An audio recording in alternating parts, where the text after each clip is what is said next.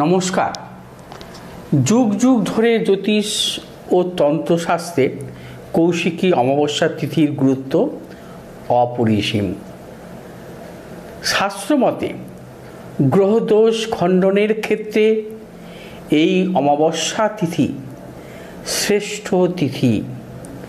আজকের পর্বে ব্যাখ্যা করব জ্যোতিষ ও তন্ত্র জগতে কেন অমাবস্যা এত গুরুত্বপূর্ণ।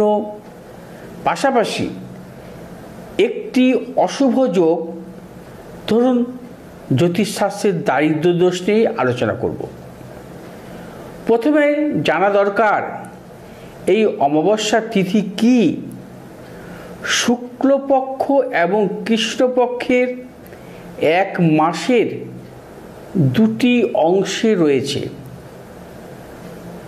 শুক্লপক্ষে চন্দ্রের শিল্পকলা বৃদ্ধি পায় এবং চন্দ্র বৃদ্ধি পায়। কৃষ্ণপক্ষের চন্দ্র বক্ররেখা এবং অমাবস্যায় সম্পূর্ণ অদৃশ্য হয়ে যায়। চাঁদের 16টি কলার মধ্যে ষোড়শ শিল্পকে অমা বলা হয়, তাই এই তিথি অমাবস্যা নামে পরিচিত। যে অমাবস্যা তিথিতে দেবী কৌশিকী আবির্ভূতা হয়েছিলেন তাকেই আমরা কৌশিকী অমাবস্যা বলি।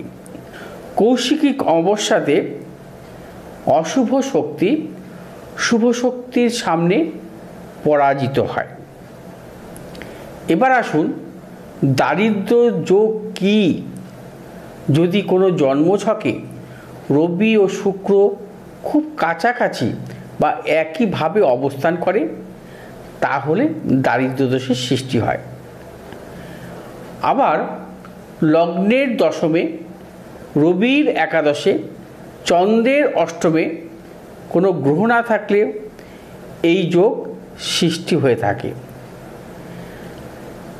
এই দারিদ্র যোগ যদি কোনো জন্মছকে থাকে তাহলে একটি মানুষের সমগ্র জীবনে অত্যন্ত যন্ত্রণা ভোগ করতে হয়। অভাব অনটন প্রায় সময়ই জাতককে তাড়িয়ে বেড়ায়। এই যোগ থাকলে কখনোই সহজে আর্থিক উন্নতি হয় না। নানাবিধ প্রতিকূলতার মধ্যে তাকে চলতে হয়। দারিদ্র দোষ মূলত দেখা যায় অনেক ক্ষেত্রে যে সমস্ত জাতক জাতিকার রবি শুক্রের অবস্থান দুস্থানগত হয় তাদের মধ্যে কিন্তু নানা রকম প্রতিকূলতা আসে। তাদের জীবনে কিন্তু প্রবলভাবে স্ট্রাগল আসে। সচ্ছলতা যেমন মানুষের জীবনে আশীর্বাদ, ঠিক তেমন দরিদ্র মানুষের জীবনে অভিশাপ।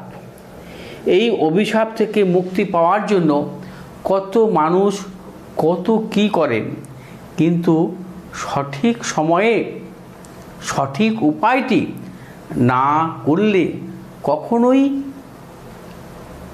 এর হাত থেকে, অর্থাৎ এই দারিদ্র দোষের হাত থেকে মুক্তি পাওয়া যাবে না। অবশ্য দারিদ্র যোগ মানেই যে আর্থিক অনটন বা দারিদ্রতা হবে তা নয়। দারিদ্র যোগ কোনভাবে, কিছুক্ষণ আগে বললাম যে দুস্থানগত হলে বেশি সমস্যা, এবং সেটাকেই দেখতে হবে যে কোনভাবে সৃষ্টি হচ্ছে, তার উপর নির্ভর করে এর ফল। দারিদ্র যোগের ফলে শিক্ষা জীবনে ব্যর্থতা আসে, শরীর খারাপ হতে পারে, দাম্পত্য জীবনে নানাবিধ সমস্যা দেখা দিতে পারে। অর্থাৎ যেভাবেই হোক দারিদ্র দোষের প্রতিকার দরকার। সেক্ষেত্রে শাস্ত্রমতে কৌশিকী অমাবস্যা সর্বশ্রেষ্ঠ তিথি।